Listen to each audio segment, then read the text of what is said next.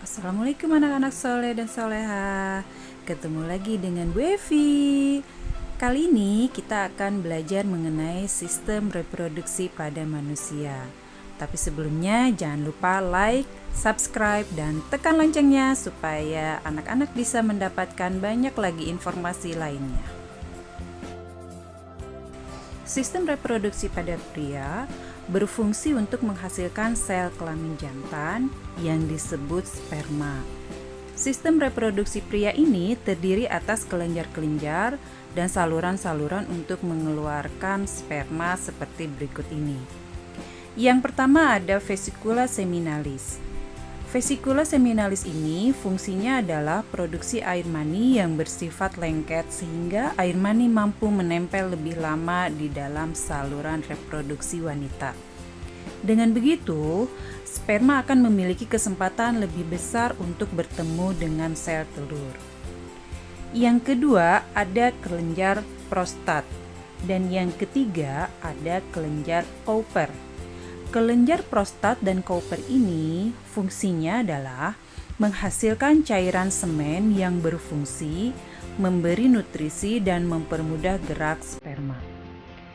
Yang keempat adalah ductus epididymis. Fungsinya sebagai tempat pematangan dan penyimpanan sperma. Yang kelima ada skrotum. Fungsinya adalah kantung yang di dalamnya terdapat testis dan berfungsi untuk mengatur suhu yang cocok bagi kehidupan sperma. Dan di dalam skrotum ada testis. Fungsinya adalah menghasilkan sel sperma dan hormon reproduksi. Kemudian yang ketujuh ada penis.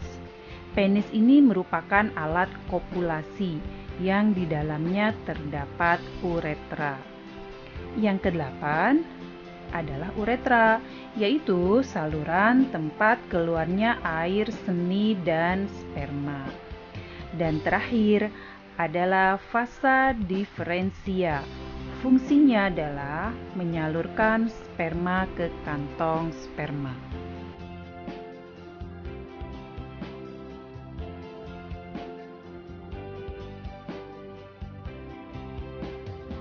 Pada sistem reproduksi wanita, terdapat sepasang ovarium yang berfungsi untuk menghasilkan ovum atau sel telur. Setiap ovarium mempunyai saluran telur yang disebut dengan tuba Fallopi.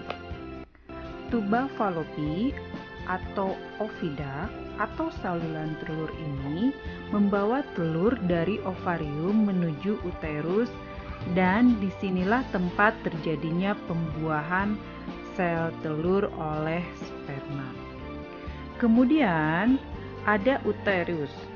Uterus ini merupakan tempat tumbuh dan berkembangnya embrio. Uterus merupakan dinding rahim yang terdiri atas 3 bagian, yaitu ada endometrium, yaitu bagian dalam, myometrium, bagian tengah, dan perimetrium, yaitu bagian terluar dari uterus. Selanjutnya ada serviks. Serviks atau leher rahim ini merupakan bagian terbawah dari uterus. Bagian ini penting artinya dalam kehamilan dan proses persalinan karena akan mengalami peregangan. Dan terakhir adalah vagina. Vagina merupakan tempat keluarnya bayi pada kelahiran secara alami. Ketika ovum telah matang, ovum dikeluarkan dari ovarium menuju uterus. Proses pelepasan ovum dari ovarium ini disebut ovulasi. Dalam perjalanannya ke uterus, jika ovum bertemu dengan sperma di tuba Fallopi, maka ovum akan dibuahi oleh sperma. Proses ini disebut fertilisasi. Ketika proses pembuahan berlangsung, hanya kepala sperma yang masuk ke dalam ovum, dan inti sperma akan bergabung dengan inti ovum. Hasil pembuahan ovum oleh sperma disebut zigot. Zigot akan terus bergerak dari saluran telur menuju uterus. Selama pergerakannya menuju uterus, zigot membelah terus-menerus secara mitosis, membentuk kumpulan sel yang disebut embrio. Pada hari ke-7, embrio akan menempel pada dinding uterus. Dan setelah hari ke-12, terbentuklah lapisan luar atau ektodermis dan lapisan dalam atau endodermis pada embrio. Kemudian terbentuk lagi lapisan tengah yang disebut mesodermis. Pada minggu ke-8 kehamilan, struktur umum tubuh dewasa telah mulai terbentuk dan plasenta juga telah terbentuk.